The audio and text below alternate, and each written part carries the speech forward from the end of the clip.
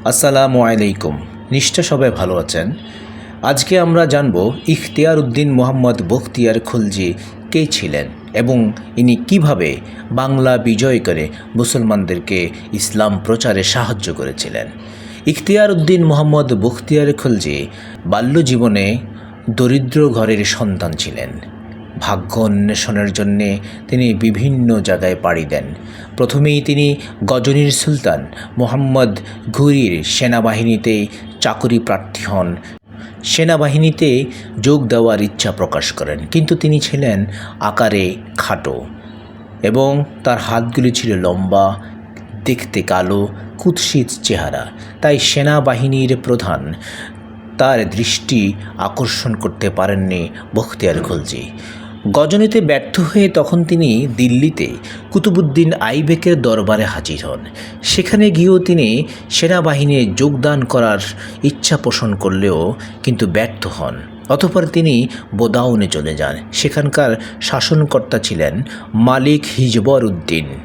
বখতিয়ার খলজিকে নগদ বেতনে তিনি সেনাবাহিনীতে চাকরি প্রদান করেন, কিন্তু উচ্চবিলাসী বখতিয়ার সামান্য বেতনভোগী সিপাহী হয়ে পরিতৃপ্ত হতে পারেননি। অল্পদিন পর তিনি বদাউন ত্যাগ করে অযোধ্যায় চলে যান।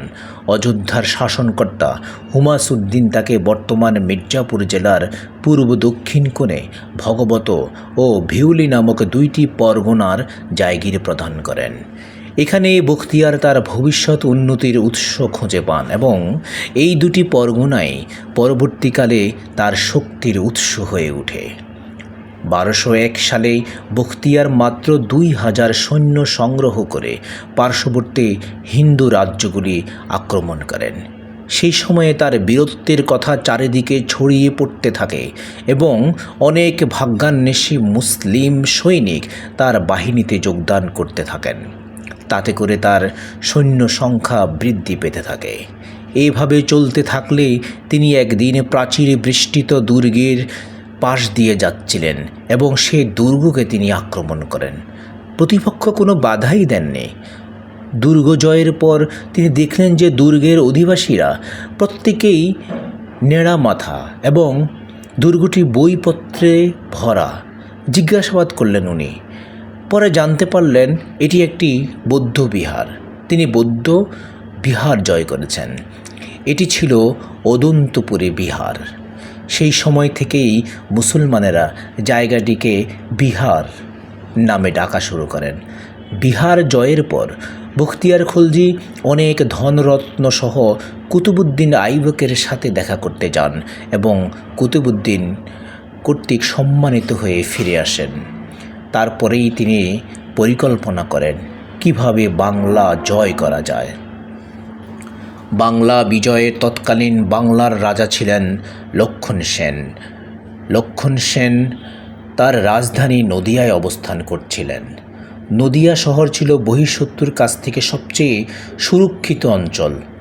বলা যায় যে নদিয়ায় আসার কিছু আগে রাজসভার কিছু পণ্ডিত তাকে সতর্ক করে দিয়েছিলেন যে এক তুর্কি সৈনিক তাকে পরাজিত করতে পারে। তাতে করে লক্ষণ সেনের মনে একটা ভীতির সঞ্চার হয় এবং নদিয়ার প্রবেশপথ, রাজমহল এবং তেলিয়াগড়ের নিরাপত্তা জোরদার করেন। লক্ষণ সেনের ধারণা ছিল যে ঝাড়খণ্ডের এই অরণ্য বনের ভিতর দিয়ে সেনাবাহিনীর পক্ষে নদিয়া আক্রমণ করা সম্ভব নয়, কিন্তু বখতিয়ার সেই পথেই তার সেনাবাহিনীকে নিয়ে আসেন।